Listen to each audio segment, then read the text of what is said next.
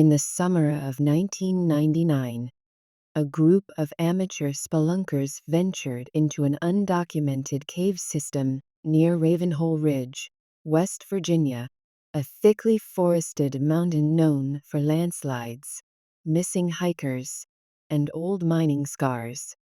According to park officials, the area had no marked cave networks, but the locals said otherwise.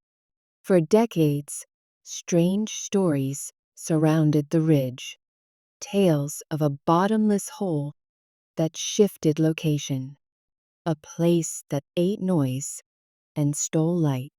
Some described it as a sinkhole that howled when no wind blew. Others said it wasn't part of the earth at all. But one story, buried in obscurity for years, nearly confirmed those rumors. That of Logan Pierce, a 31-year-old wilderness survivalist, and his two friends, Marcus King, 34, and Jamie Trent, 29. All three were avid cavers and well-versed in gear, terrain, and emergency protocols. They weren't thrill seekers. They were methodical, prepared, and experienced. Their final recorded expedition began on August 5, 1999. They'd planned a 3-day camp and crawl through what Logan referred to in his notes as Cave X, a term coined by an old Appalachian guide who claimed to have found it in the 1950s. According to the guide, the cave was unnatural. Its stone was smoother than it should be. It echoed differently. And worst of all, it had no wildlife, no bats, no bugs, no bacteria, just stillness. Logan's notes describe the entrance as a vertical fissure framed in collapsed shale, about shoulder wide, roughly 60 feet off the forest floor, carved straight into a cliff. It was narrow, but not impassable. Day 1 was uneventful. The trio rappelled down 30 meters into a wide tunnel system, dry, silent, and uncomfortably warm. The temperature held steady at 82 degrees Fahrenheit, far higher than expected underground. Logan mentioned it felt like the air wasn't ventilating at all, like breathing in the same breath twice. Still, they pushed ahead. On day 2, they discovered something strange. At around 200 meters in, the cave looped in on itself, not in the way natural caves do, with twisting bends and returns, but in a way that defied logic.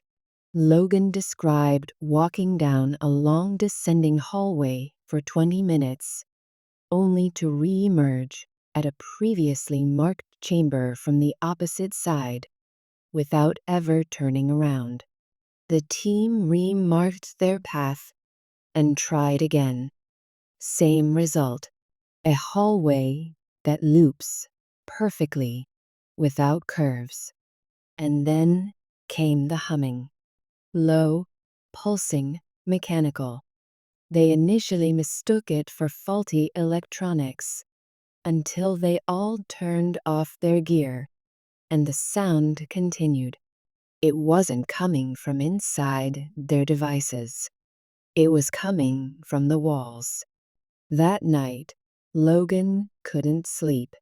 He recorded audio notes on his handheld cassette. The rocks. Warm. It vibrates.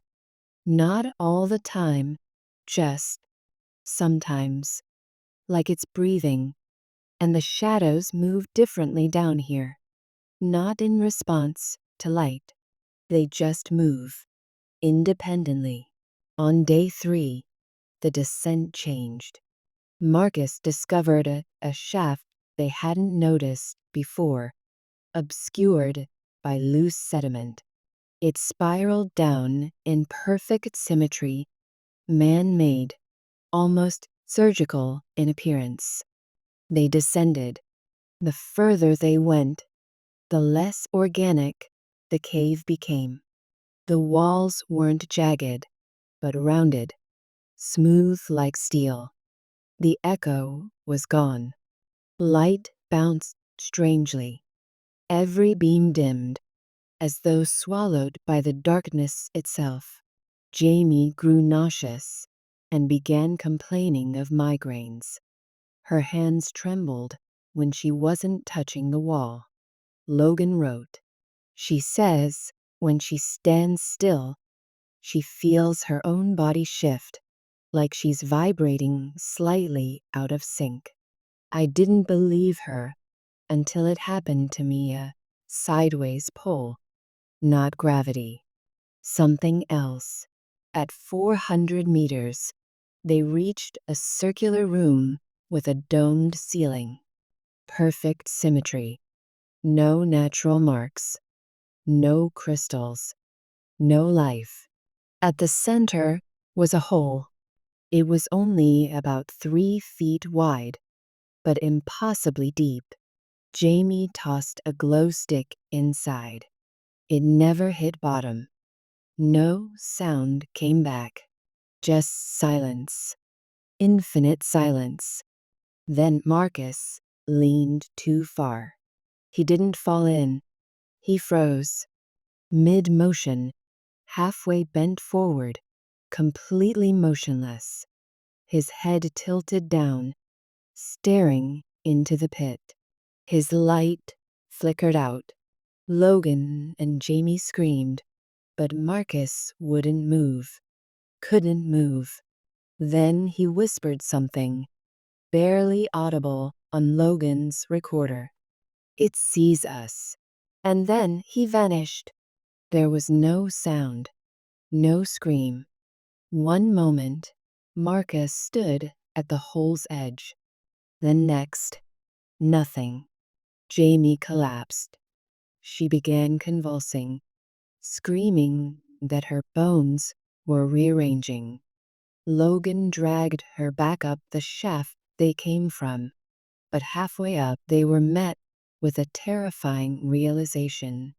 The spiral shaft was gone. The rock was now a solid wall. No seams, no shaft, no dust. Just a smooth curve, as if it had never existed. They were sealed in. Logan's last journal entry was scribbled on the back of his map. "The cave is moving, rearranging. It doesn't want us to leave. Jamie won't stop muttering numbers that don't make sense. I think we're being counted, categorized. The walls hum louder when I touch them. Not vibrations. It's a voice. I just can't understand it yet. I will. I think it wants me to." Logan and Jamie were never seen again. Their families pushed for a search, but no one could find the entrance to Cave X. The cliff face Logan described had collapsed in a recent landslide. When rangers finally arrived, all they found was an old coil of climbing rope, frayed and buried in debris. In 2007, a hiker reported hearing humming beneath the ridge. Authorities dismissed it as wind. But when an amateur caver investigated the same region the following year, he captured something disturbing: a 17-second audio clip of rhythmic pulses and a whispering voice in English. 1, 2, 3. He never returned to the area again. To this day, no official cave has ever been documented at Ravenhole Ridge. But online, Logan's final tape, uploaded anonymously in 2012, continues to circulate among caving forums. Most believe it's a hoax, but those who've experienced true darkness underground say otherwise.